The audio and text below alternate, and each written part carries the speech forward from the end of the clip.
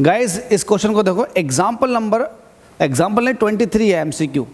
इस 23 MCQ में आपसे कह रहा है if the focal length of a convex lens for red and violet light are FR and FV respectively. तब आपको बताना है कि FR और FV के बीच में क्या रिलेशनशिप होगी, किस तरह से, किसकी वेवलेंथ ज़्यादा होगी, किसकी कम होगी। तो इसको आप यहाँ पर सोल्व भी कीजिएगा।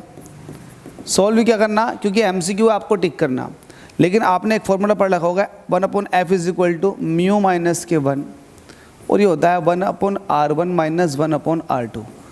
चूँकि ये कॉन्वेक्स लेंस है तो लेंस के पास अपनी खुद की दो सरफेसेस होती हैं, एक ये वाली और एक ये वाली। अब यहाँ पर एक बात कही गई है कि यहाँ पर दो लाइट आ रही हैं, एक तो आ रही है रेड लाइट, तो रेड को मैं रेड के हिसाब से दिखा देता हूँ। एक ये है रेड लाइट कुछ इस तरीके से, और दूसरा आपके पास यहाँ पर वॉयलेट है। वॉयलेट मैं बना कर दिखा देता हूँ, वॉयलेट ही है, ठीक है, वॉयलेट ही आ गई। सवाल यहाँ पर ये किया जा रहा है कि किसकी फोकल लेंथ ज़्यादा होगी या किसकी कम होगी, रिलेशनशिप बताओ।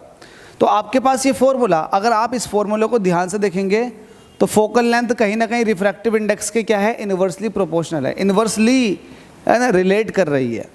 इसका मतलब ये हो गया कि जिसका रिफ्रैक्टिव इंडेक्स ज़्यादा होगा उसकी फोकल लेंथ कम होगी। यही तो हो गया इन्वर्सली का, जिसका रिफ्रैक्टिव इंडेक्स ज़्यादा तो उसकी फोकल लेंथ कम। अब मुझे बताओ रिफ्रैक्टिव इंडेक्स ज़्यादा है किसका। अगर आपको कलर्स में बात बताऊं, कलर्स में स्पेशली याद रखना, कलर्स के अंदर तो जो वॉयलेट कलर होता है ना, उसका रिफ्रैक्टिव इंडेक्स वो ज़्यादा शो करती है। वॉयलेट कलर ज़्यादा रिफ्रैक्टिव इंडेक्स शो करता है किसी भी ग्लास मटेरियल के लिए। तो रिफ्रैक्टिव इंडेक्स जो है वो वॉयलेट का ज़्यादा होगा, रेड का कम होगा। तो यहाँ पर आप कह सकते हैं कि म्यू वॉयलेट जो है वो ज़्यादा है, और यहाँ रेड वाले से, तो रेड का रेड के हिसाब से दिखा दो, म्यू रेड। तो जब ये है तो फोकल लेंथ जो है वो इसका उल्टा हो जाएगी। फोकल लेंथ क्या हो जाएगी, तो आप कहोगे फोकल लेंथ जो है वो रेड कलर की ज़्यादा हो जाएगी as compare to focal length of violet.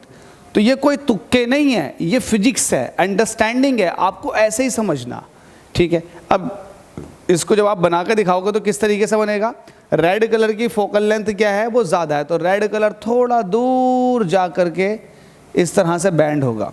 वहीं अगर वॉयलेट की बात करोगे तो वॉयलेट का फोकल लेंथ कम होने की वजह से ये पास में ही बैंड हो जाएगा। ये अब आपको ये बड़े अच्छे समझ में आ रहा होगा कि मैं क्या कहना चाह रहा हूँ।